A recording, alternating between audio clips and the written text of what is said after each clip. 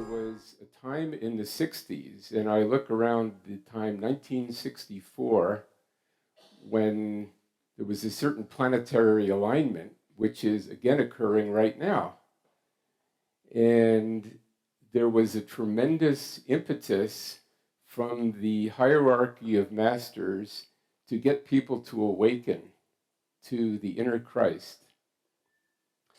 There was a certain book that became very popular then. It was called The Aquarian Gospel of Jesus the Christ. And I have found that book to have a lot of merit, because when I went to India, I went to some of the places where Jesus was said to have been during the lost years that are not mentioned in the Bible, such as Jagannath Puri. And when I went to those places, I saw the Akashic record. I'm not somebody that normally sees those things, but when I was in that location, I saw Jesus walking up this road. And it was really quite shocking. And I said, wow, I guess that book was true. And I realize now what happened in the 60s and in the 70s, there was a tremendous outpouring of Christ energy. And I believe that that was actually what was called, what we would call the second coming of Christ. We are now in what might be the third coming of Christ, which is basically the Christ is you. And the Christ is neither male nor female. It's the union of divine love, the mother quality, and divine mind, which is like the light. Those two joined together are the Christ. And there are children being born now that don't need to study this, they just embody it.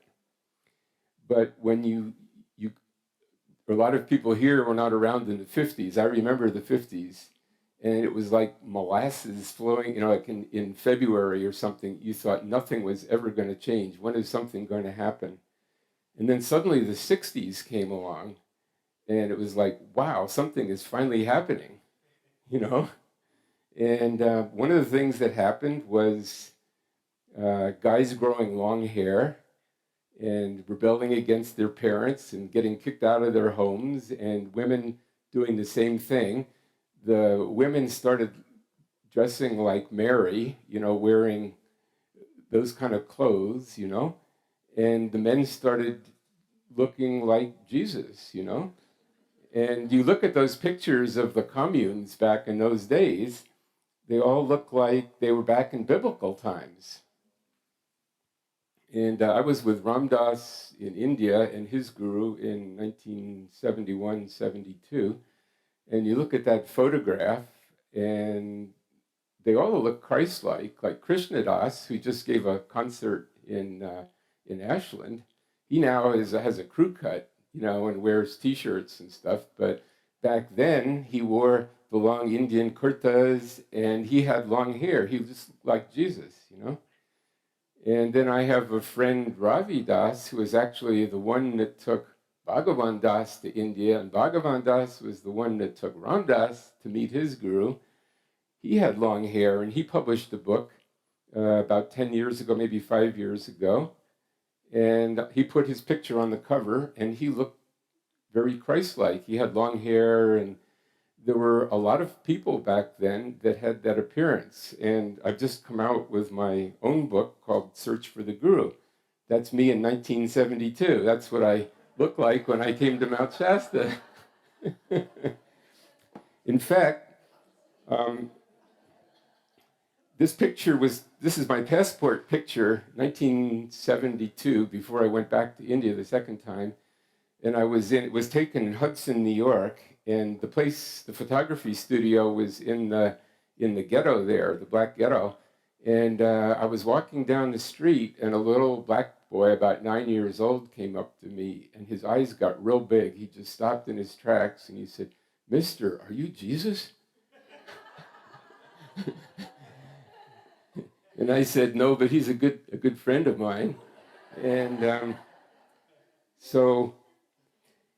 and what I realize now, during that time that I was traveling back and forth to India, was I felt the Christ presence. I mean, the consciousness of the Christ was in my mind all the time.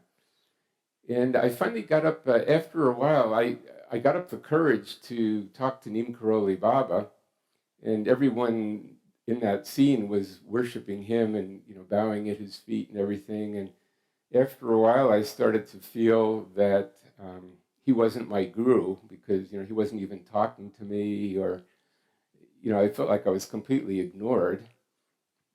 And so one day I saw him alone after I'd been there a few months. And I ran up to him. Usually there were Indian devotees around that were sort of like his bodyguard. But I saw this moment when he was completely alone. He was sitting on his little wooden bed. And I ran up to him, and I knew I had to get it out fast. And I said, "Who is my guru?"